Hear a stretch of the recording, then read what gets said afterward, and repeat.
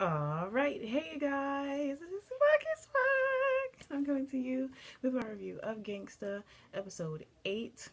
I can't remember what the name of it is. Oops. But yeah, this episode was pretty freaking awesome and sad at the same time. And I have to say, I have to put it out there because I love singing. Allie has a Alex has a beautiful, like beautiful voice. Oh my god. I was not expecting her to sound that good, but she went off in this episode. I was so happy that they actually like let her sing cuz we always heard her like humming and stuff, like even when she was sitting on the stoop by herself and Warwick heard her humming. I never thought that she was going to be that good. Like, I knew that she was good, but I didn't think she was going to be that good. And she was freaking awesome. She went off. So, yay, Alex got to sing finally. Finally! After all this time. But other than that, the beginning of the episode, I think my newfound favorite character is Connie. Connie is awesome. Connie, well, short for Constance, is freaking awesome. I felt kind of bad for her though, because like Warwick and Alex and Nicholas all went to Constance's shop to help patch things up because they had gotten attacked or something. So they were patching up like the walls and all that good stuff. And Constance invited Alex inside and they were talking. And Constance went, well, Alex went to shake Constance's hand and Constance grabbed Alex's boob and she was like, "It feels so real." And Alex was like, "Because it is real." I hate it when people do that. Like, you can tell when boobs are not real. You can tell by the way the person is shaped, all that good stuff. 90% of the time, you can tell when boobs aren't real. And they feel real. They don't feel fakey. So, I take slight offense to that when people ask me if my boobs are real. I mean, even though I don't want them, they're real. They're not here by choice. I don't have the money to get my boobs done. That's a no. So anyways, so after that, Oba-chan that used to jump on Allie and tell her not to do her business around her shop is actually Constance's grandma. So yeah, that's another connection. And Constance even told on her a little bit and said that she worries about Alex and all that good stuff and she doesn't want her to get in trouble and all that good stuff, but grandma snatched her away. Snatched Constance away before she could finish her sentence. So, this episode. And then, like, Constance had asked Alex about a family, like, if she had any family, and she remembered her brother, but she didn't know how she could have forgotten her brother. But the TVs I can't remember what his name is, jackass was making her take, messed up her memory, but over time her memories will come back. That's why a lot of her memories of her brother is faded. But she was like, how in the world can I forget somebody so important to me, blah, blah, blah. So Alex has a brother, which is awesome.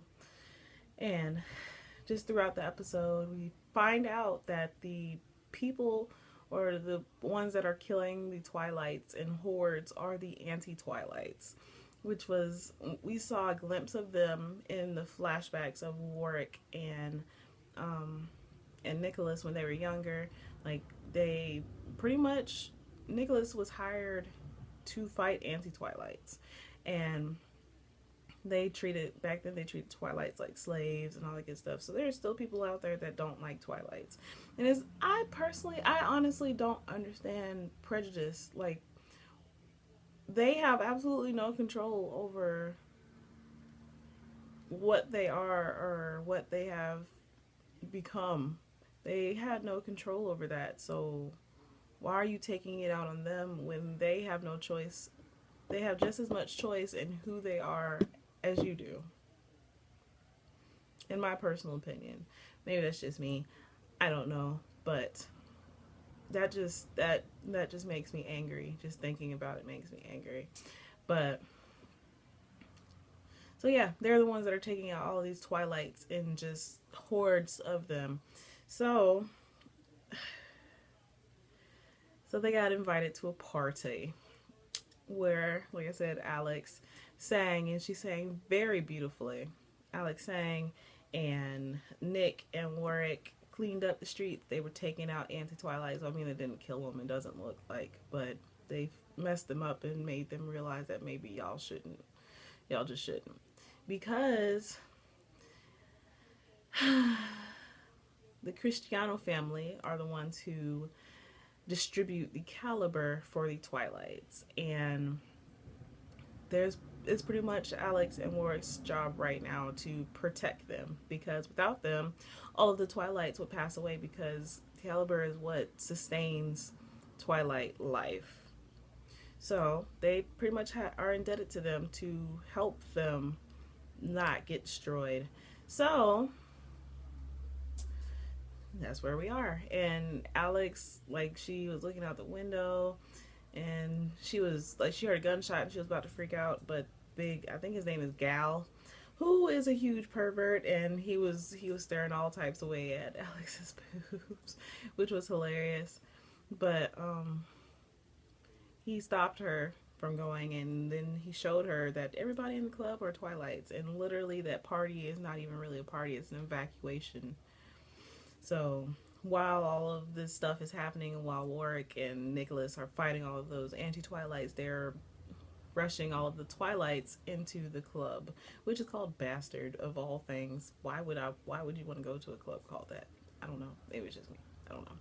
But so yeah, so that was when Alex sang, I guess, try kind of to get their minds off of everything. And we see, like, even throughout the whole episode, they showed this hooded man walking around Ergastulum. I still don't remember how to pronounce that word, but walking around, and I was wondering, like, what relevance does he have? Like, we can't even see his face or whatever, but I'm almost 100% sure that he is Alex's brother. And then the way he reacted when he heard her singing inside of the club, and then she was having flashbacks of her singing to her brother when he was crying and when she was getting ready, and she was singing that song to him. So I'm almost 100% sure that that is Alex's brother, and hopefully we will find out next week if it is, because that would be pretty freaking awesome, that she didn't have to go searching for him, that he just kind of happened upon her. So hopefully nothing else happens to him, because they wouldn't even let him in the club. What you hating for? You can't even get in. But they wouldn't even let him in the club. They threw him in the garbage, and it made me slightly sad, because he's gone for so long without seeing his sister, and then when he finally got the chance to see her again, he couldn't even see her. So I mean, it sucks.